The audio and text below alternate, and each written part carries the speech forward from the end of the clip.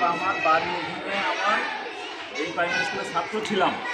আজকে আমি খুবই ভালো লাগে যখন শুনছি যে আমার এই প্রাইমারি স্কুল জালালপুর সরকারি প্রাইমারি স্কুল উপজেলা এবং জেলা পর্যায়ে শেরপুর জেলার শ্রেষ্ঠ শিক্ষা প্রতিষ্ঠান হয়েছে। এজন্য আমরা আল্লাহ শুকরিয়া আদায় করি।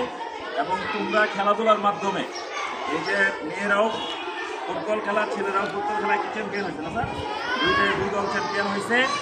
আমরা ইতিপূর্বে তোমাদেরকে জার্সি দিছি, এই যে আজকে বল দিয়ে গেলাম। এরপরেও যদি কোনো কিছু প্রয়োজন হয় তোমরা উস্তাদকে জানাবা। আমরা সার্বিক সহযোগিতা এই প্রতিষ্ঠানের পাশে থাকবো ইনশাআল্লাহ।